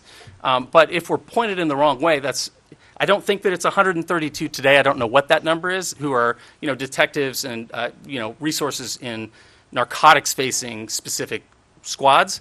But it's still much higher. To Kcpd's extreme credit, they were very responsive to this. And when the data came back from Milwaukee, among other reasons, Kcpd doubled the size of assault squad from 12 to 24. And I'd give them credit for that greatly. My napkin math at the time suggested that if we emulated Milwaukee, who had really good results in turnaround with this violence focus, that they would have had about 33 for our population size. That was literally napkin math, so I think they were staffed even a little bit greater. So I think it would be great to continue to move resources into those squads, whether they're able to be pulled from narcotics-facing units or not, but I just wanted to point that out. So New Way Forward in Jackson County, connection to violence, or documented community concern, definitely in the short term. We've adopted this policy. There's still some question about whether Kcpd will continue to work up all the way to probable cause statements and sometimes with lab testing, cases that are going to be submitted that are clearly not meeting the strictures of this policy. That's an ongoing discussion. I hope we can continue that discussion. I think this is a really important issue, and I think everybody does. And I do believe everybody's, with very good faith trying to proceed in a way to protect the community. And I've been very glad that Kcpd has been eager and would sit down and talk with me and talk with other people about these numbers, and that they have been responsive. So ongoing, but appreciate Kansas City Police for being open-minded on it, because there's many departments that are not at all open-minded on it. And then long-term neighborhood community boards, treatment options for problem users, not as a safety valve for all. There's other things that we should start pursuing and developing to try to get some of these cases out of the criminal justice system that the system is no longer valuing. For one last example, we had a drug case last year that came off an interdiction. It was a kid going from West Coast to East, and he had, not a kid, he was 19, 20, kind of a kid, but by the law adult. He had 10 pounds of marijuana in his bag, in his duffel, and the drug dog hit on it. They pulled him off, and he wound up getting charged with the 10 pounds of marijuana. At the time, I think our policy was 100 grams. That was where we would charge. And we definitely charged it to 10 pounds. That's like $24,000 street value. I'm a nerd. I'm not sure what that is, but it's a lot. It's a lot of marijuana. So when it finally worked its way, over years to court, a young prosecutor was going to take it in, and Gene said, let's send our best prosecutor in, our best trial prosecutor, a person who usually does child murders. Teresa Cran went in and tried to seat that jury to see, will a Jackson County jury even seat? Can you even seat a panel in Jackson County off a weed possession case, even $24,000 worth of weed? And she's our best. It wasn't some rookie in there. And she was unable to seat that panel for 10 pounds of weed because the jury said, we cannot follow the law. You want us to put this young man in prison for something that we believe will be legal while he's there? Yeah. We thought she worked in, or a fine. You could just give him a fine. And they still blew before the defense attorney even stood up to ask a single question during voir dire. And secondly, they said, we don't even think you should have jurisdiction over these cases. I mean, these drugs weren't even headed to Kansas City. And we've had comments like that in these types of cases where people say, I can't be fair. I don't think that you should be pulling these people off. And why are we doing this? And, I would ask the same thing, particularly with respect to cases submitted to Jackson County. Again, that's what I'm talking about, not the cases submitted to the feds, where there are some significant seizures and the data is much better. The outcomes are much better. I think I went a little over. I'm sorry. Oh, no, that was perfect. That was great. Thank you, Dan. I wanted to just weigh in here a little bit that I will say this, the findings of this seem obvious in some ways, and then they're also not intuitive, especially when you have been in law enforcement for a long time. People, they believe that a drug case means a violent case, that maybe not in that one, fact scenario that we have, but that person will be violent. I will tell you, I was surprised to find such a low incident rate of violence connected in my cases. So again, as Dan said, we don't know what's happening at the federal government level. We asked to try and get their data as well so that we could be a little bit more robust for our community as a whole, because we know our office is big in the number of cases that we carry. We are not big in the number of prosecutors that we have, however. You just don't hear me complain about that. But one of the reasons that I looked at this is because we were getting crushed. The prosecutors' caseloads were crushing. And then I have to look at, well, what are we doing? How can I better utilize our time?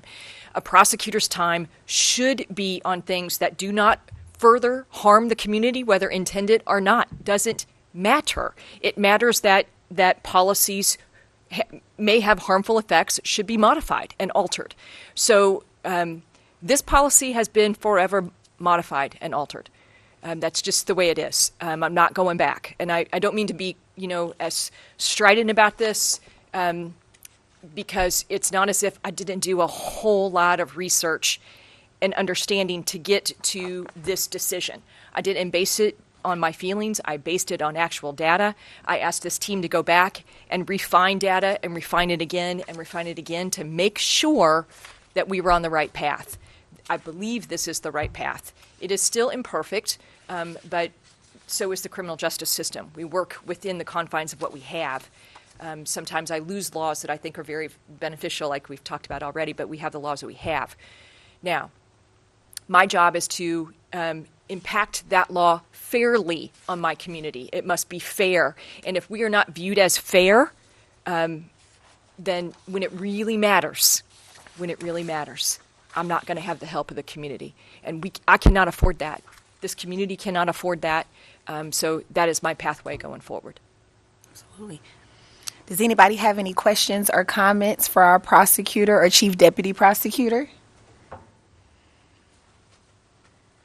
So I'll add a comment, and I want to say thank you for the presentation. I've read it in certain forums, even though I wasn't here for the entirety. The prosecutor sent a note to the Board of Police Commissioners recently relating to some of these issues.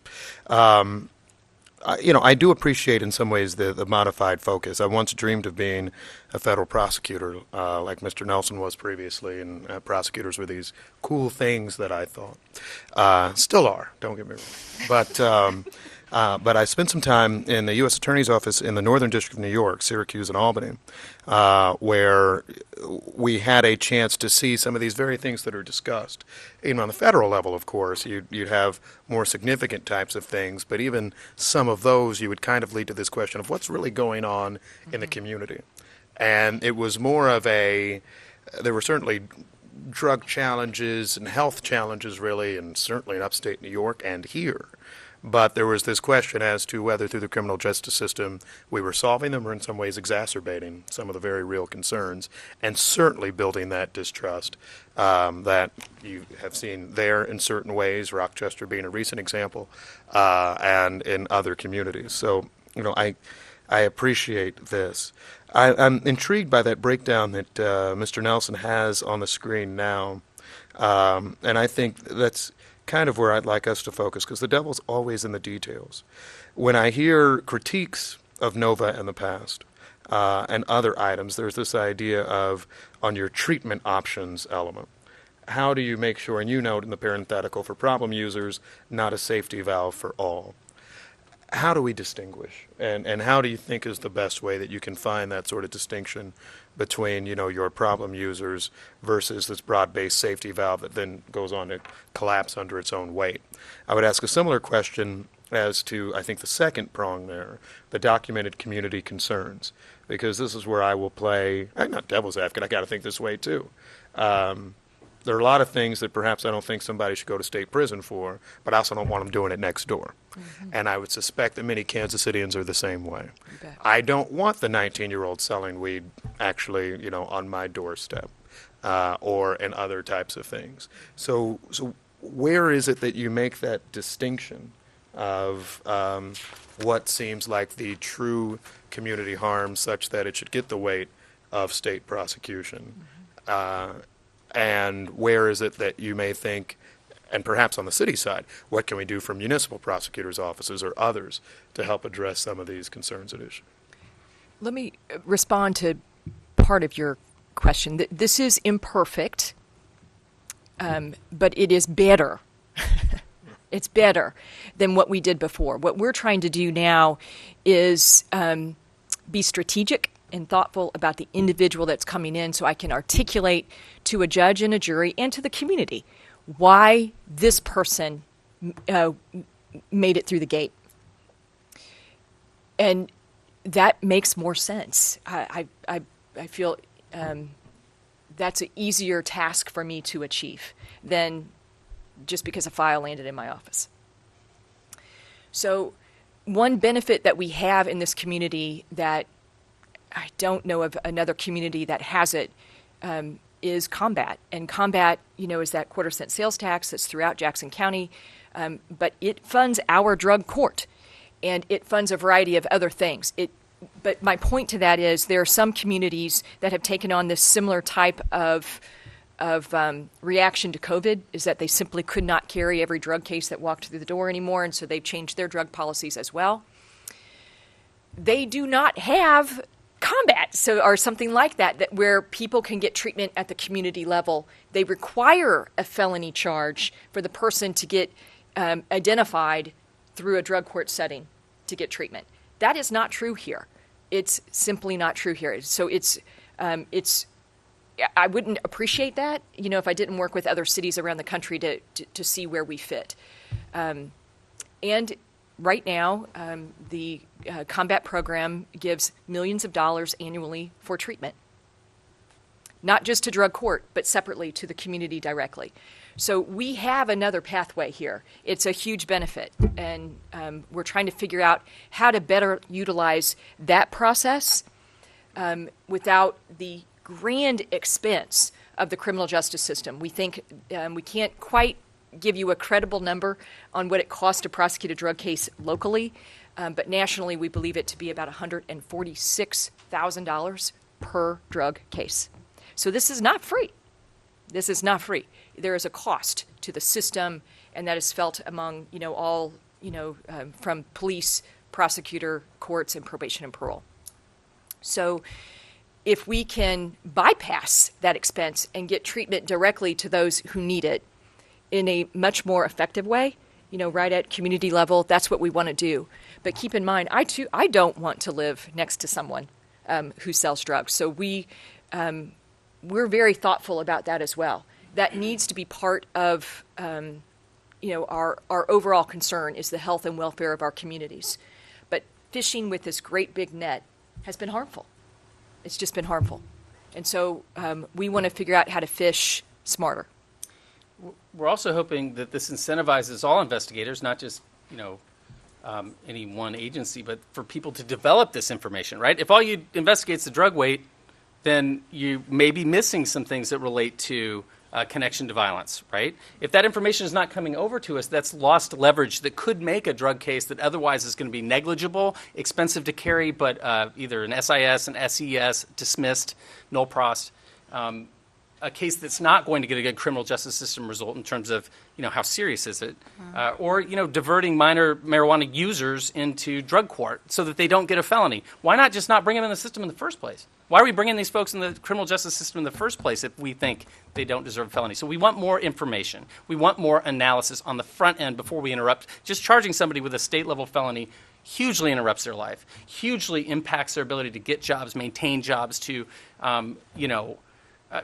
all sectors, and it can exacerbate people already on a cycle of poverty. I mean, there's all these negative. The scholarship's pretty clear on this, the expenses on the back end. So why not take care of it on the front end? And that's what we think this policy is. On the other hand, we want to have a dialogue in all these cases. So we've built into our public safety charging guidelines a mechanism where on any case that comes back to Kcpd, if they think it does meet a connection to violence or a documented community concern, we're not going to have, just the line prosecutor making the final call. We'll have a group of 3 supervisors, and they listen to the case detective. They'll listen to the officer who was arresting. A lot of these cases are coming out of patrol, right? Drug possession cases are coming out of patrol from a consent to search a bag, and there's 1 pill of oxy.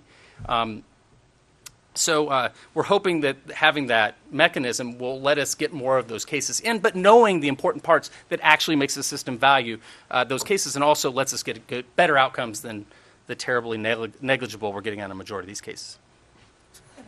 Yes, Dr. Jones?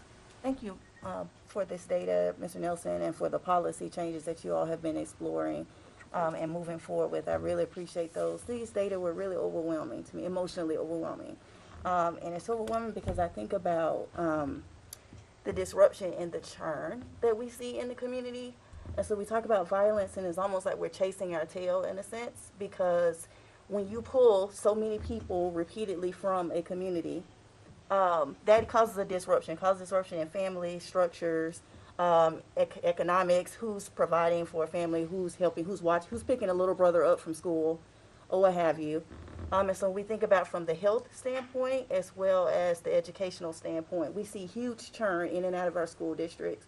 We see huge churn in and outside of our neighborhoods because you consistently have people coming in and people coming out of the carceral system. The second thing about that is that we know that there's this concept called connectedness, social connectedness in the community. That's one of the #1 predictors of high rates of violence in the community. And the CDC has found this, they've studied this. This is old data, old research. Well, it's hard to build connectedness. So connectedness is, I say hello to my neighbor next door to me every day. If I'm not home on time, my kid knows to go to the neighbor's house. That's an example. Those are examples of connectedness. We see those as really low in a lot of our lower income neighborhoods, but it's hard to build connectedness when people are constantly fearful of each other, they don't trust each other, they feel like, or they're moving all the time. So due to eviction is another issue, but it could also be people moving in and out of the jail system. And so this is, trying to be professional, it's overwhelming because I see that with good intent, we have good intent, but it's having very poor outcomes, as you said. And so I really appreciate the idea to consider how we could move forward in a different direction. Attorney Nelson, you mentioned that the shifts in policy on the violence nexus, to use your word, was in flux. Can you talk more about that? I just don't think we have final agreement from Kcpd on what they're going to do. At the moment, they're continuing to submit cases in the old style, all the way, including PC statements, and 4 cases that do not have a connection to violence or documented community concern. A PC statement is what the detective or patrol officer fills out to submit a case over for us to consider charging, and so it contains that information. If the case at the time of arrest and these drugs can be seized, intel can be developed. Do they know anything about drug networks? Do they, the questioning and information seeking can go on the basis of that is a crime. But if it's not a case that winds up meeting where we have an articulable connection to violence or a documented community concern, not a speculative one, not an entirely speculative one, we'll be flexible with it, but you have to articulate something that hits one of those. And if it doesn't, why are we continuing to work the case up all the way to PC statements for hundreds of cases that aren't going to be charged, that are essentially dead on arrival at the prosecutor's office? That's our new policy. It's not uncommon across the country for the urban center of a metropolitan area to have a different charging guideline with respect to drugs or driving while revoked or a number of other felony charges, including other categories of felony charges like driving while revoked, We got out of that business in Jackson County. Those cases can be handled in municipal court. And putting a felony on somebody who almost always is enmeshed in the cycle of poverty, which is what DWR cases are. If there's an alcohol or an intoxicated component, it goes with a different charge. But lead charge DWRs, we were getting horrible outcomes and doing injustice by pursuing those cases in Kansas City. And our Jackson County juries and judges were telling us that. So we stopped charging them. There was foot dragging by people who were enmeshed in what they felt and what they believed about those cases, but that faded off, and we've moved on, and they're following that policy. And that's very similar to other urban areas where the prosecutor in the suburbs can have their own community standards and norms that are backed up by a jury. Because we shouldn't be charging people with cases that are consistently not being convicted by juries or even being seated, and that's marijuana right now. And that's the majority of these cases we're talking about. We've not gotten good results on marijuana cases in Jackson County for at least 5 years and probably longer. And anybody who's been over there will tell you that, whatever their role is. Probation parole will tell you that. Judges will tell you that. Clerks will tell you that because you figure it out right away. We can't even get seated drug trials. I mean, we've had like less than 5 in the last 3 years, I think. Is that right, Gene? So these cases are not being valued. So why are we still spending all this money bringing it in? If it's not $152,000, it's a big number to charge and pursue these cases. Sure. And resources that could go to something else like violence. Chief Smith, is this data clear and compelling to you with respect to this issue of the violence nexus? And what is the resistance or the basis of the resistance from the KCPD in the policy shift? Sure. So we got this. I've had this I got the letter from Joe Mabin, and we started looking at our stats, and we're still going through that to see what our numbers are and what they are for the police department. So we're still going through this and looking at it. We haven't set on a policy yet. I will say for the police department, they will have much more robust data as it comes to the cases that they submit to the U.S. Attorney's Office, those I do not know about, and to a municipal prosecutor, which I don't know about. Excuse me, I'd just like to say something. I'm one of the supervisors with probation and parole, and I go to the shoot review every... So they can hear you on TV. You might go on the microphone. Good morning. Just real quick, I am Melanie Austin. I'm one of the supervisors of Probation Pro, and I attend the shoot review every week. And I do understand what Dan is saying, but I am finding every week, because I'm responsible for the data, and I am finding that a lot of these cases, these individuals who are charged with the drug charges that are referred to drug court, they are committing crimes. They're involved in crimes. In the shoot review every week, they're escalating up to more violent crimes. I don't have the statistics, but I plan to start keeping that, and I will bring that to the board. But I am finding that the trend is those persons in drug court who have been chosen to actually be referred to drug court opposed to being charged with a felon, being charged or placed on active probation. They are involved, and their crime is escalating to more violent crime. Matter of fact, we had a couple last week. So I just wanted you guys to know that. And we encounter, thank you for that, Melanie, but what we encounter a lot is people will bring us an example of a drug offender that committed a homicide. And that's where my head always was as well, was just right there. I don't know it yet, but that drug offender is going to commit a homicide. He's going to do a shooting. I just know it. So what I would ask is that we all really try and dig into the data. This policy doesn't say we don't want those cases, Melanie. This policy says quite the opposite. We want them. I want that, even if it's a marijuana possession. I'll go do what I got to do to go fight that out in a courtroom. The point is connection to violence. Can I articulate that in some way? Rather than I just feel it, I guess it. It needs to be true, but there should be cues about that. We are smart. We can figure out what those cues are and utilize that data to go after those people in the right way, rather than everybody falls into the vat with that. You got a drug case, you got to be violent. Any more questions or comments? I mean, I do. I don't want to waste everybody's time, but I think this is kind of interesting in the core of, criminal justice now. There's a somewhat recent attorney general who would note that marijuana users are still bad people.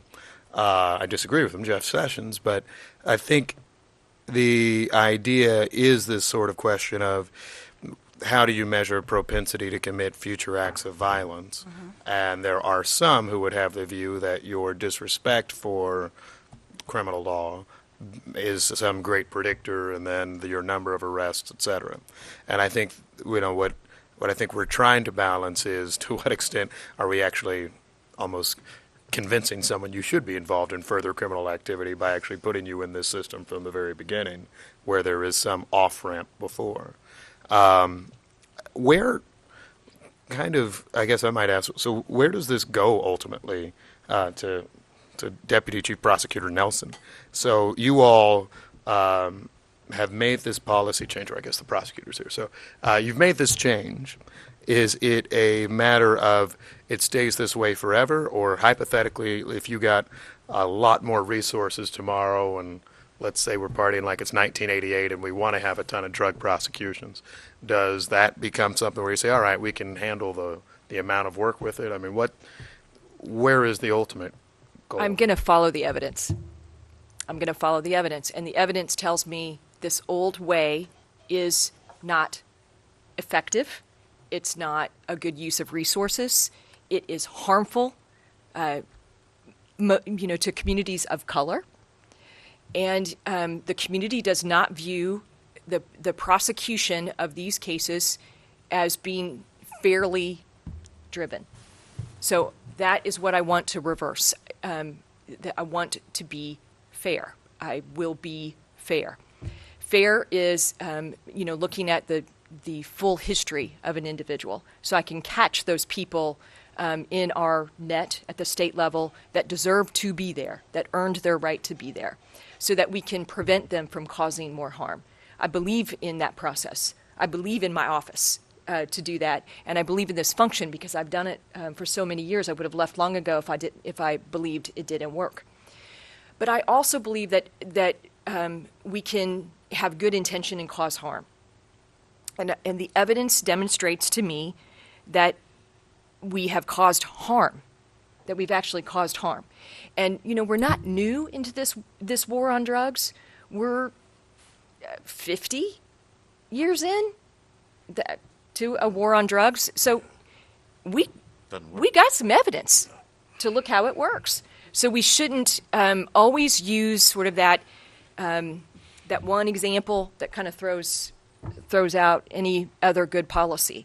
There will be examples where someone seemingly, didn't appear to us to be violent. Drug case came through, we didn't take it, and he ends up causing a whole bunch of harm.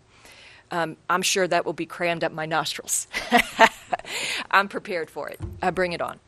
But my point is that I can't make policy based on that, that kind of low-level kind of way to analyze things. We should analyze them from a much greater perspective, sort of that 30,000-foot view, and we should be able to look at what have we done in the past, and if it worked, we'll keep doing it. If it didn't work, then we should modify and try new ways to do this. In this community, we do have other options, and so I am trying to figure out how to dovetail into some of these decisions combat resources so that people that maybe are users or have other issues might have those addressed without a felony conviction coming to them. So it's not easy, but we can't just keep doing the same thing we always did and expect a different result. And what people often critique us about, well, if you were just tougher, if you were just, you just better, you get a better outcome. Well, okay. Look at the evidence. I'm trying to follow my own evidence, my own outcomes, but also to look more broadly, to take steps out and make sure that my data is supported, that it's been challenged, it's been critiqued. That's important to me. That I don't want to make a policy based on, one set of ideologies. I want to base it on evidence, and we really worked hard to do that. We've taken a lot of critique throughout this. I presented this even last fall to a community board, asking them to sort of help us figure out how we could better put this together. What better questions should we be asking? What other data should we pull? There's probably more data for us to get, but it's not as if we didn't try to get all the data that we felt like we needed to make this decision. I do feel comfortable with the data that we do have. It is supported by a whole body of evidence nationally as well. I don't know if I answered your question. No, you did. Thank you. Probably not. All right. Seeing no further questions or comments, I'm going to briefly open the floor for open discussion if anybody has any parting or final thoughts before we entertain a motion to adjourn.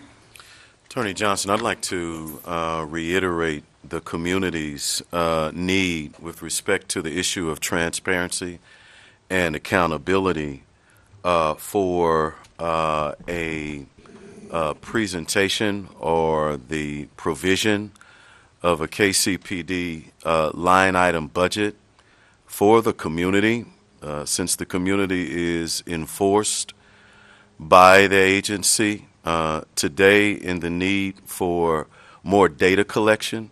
It was stated that human resource personnel in terms of analytics and interpretation of data could be a factor in not bringing forth more information.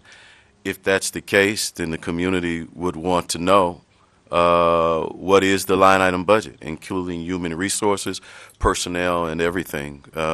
In addition to that, I want to reiterate the need for the destruction of guns process post trial when a case has been closed.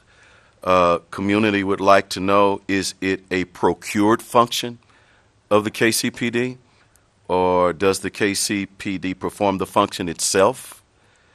If in fact the function is performed itself, what is the department that oversees that function, and who is the head of that department? What is the number of destroyed weapons on a regular basis? How many are not destroyed but returned to citizens?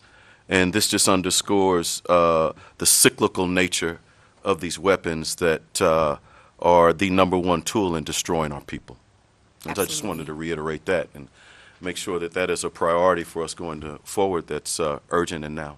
Absolutely. Thank you, Dr. Howard. And as previously mentioned, our office will serve as kind of a conduit between the board and various entities that do perform these data collection functions to make sure that we can get you all the detail that you so desire. Thank you. Absolutely. But I think the most important thing that I hear from Dr. Howard's words, and something that I think about too often, and I hope that this board recognizes it too, we share the information between ourselves. So Quentin Lucas and Gene Peters Baker exchanging a bunch of letters, which may be interesting to like 3 people, is not as helpful as the public really getting the opportunity to know and understand these more broadly. Absolutely. And indeed, that is why, and I think Dr. Jones' comment about open data is an important part of it. Part of the reason, and it's not the easiest system, mind you, but part of the reason the city at least tries to have these public budget hearings that, yes, get hijacked by big groups of folks, but we sit there for hours and hours because we give you a 30-minute presentation on everything that's there. And I think too often in government, local government, be it city hall side, police board, et cetera, the county, we're suggesting to people, well, here's an 800-page document. You find it, Dr. Howard. Not recognizing that much of the community has a lot of other things to do, and what's more, not recognizing what that breakdown even is. Even if you looked up, I'll critique my own area. If you look up the mayor and the council budget right now, I think that's $2.2 million. What does that go to? Really not listed, right? And so we could say the city gives you a line item, but we're not really telling you what we do. Is that staff? Is that travel? Is that supplies? You know, and I think it's going to be important for us as we craft these. I would hope by the end of our time together, we are able to say this criminal justice industrial complex that spends in this city, I would estimate at least in direct funding, at least $450 million a year, if not more. What's it doing, right? Where is it going? And why so often is the ask from the public, we need something different? Part of that's because perhaps we're not sharing what we are doing. And another part of it might be that, yeah, maybe we need to be a little bit clearer, as Dr. Howard notes, on what that industrial complex is all about and whom it's working for. Because I think if we ask the public, a lot of people would really like what Mrs. Wesson was talking about before, as opposed to maybe some of the, other than me hiring 20 more city prosecutors. Maybe they want that too, but I just haven't heard that yet. So that's where I hope the information doesn't just Say, Jackson County prosecutors, you look hired. Okay. So I hope it's not just information for us, it's Absolutely. information for how we share with everyone else. Absolutely. Can we also, as a board, continue to hear back on this issue of what was discussed today from the prosecutor's office and how our Kcpd team will be moving forward? I just wanted to keep top of mind, like, as they review, as the chief said, they will continue to review, but where will we know if and when there might be a shift in allocation from narcotics to assault, and also changing their own internal practice? I'm not asking exactly for what all those are, but just wanted to stay abreast, especially if this board will be kind of like what Nova was, and we maintain a part of that. I want to make sure that we're not perpetuating what we saw was harmful. So. Absolutely. And so could our prosecutor and our chief alert us when a final decision and collaboration has been reached on the public safety drug policy? Awesome. Absolutely. My policy is in effect, though. Yes. Awesome. Awesome. Was it possible to request some kind of timeline from the chief and the KCPD with regards to that? Do you have a sense of when that will be, Chief? We'll report back next meeting. Okay. Next month. Awesome. So that'll be next month. And I know we are crunched for time, so is there a motion to adjourn the meeting? All righty. Second. All in favor? Yes. Aye. All righty. Thank you, everybody.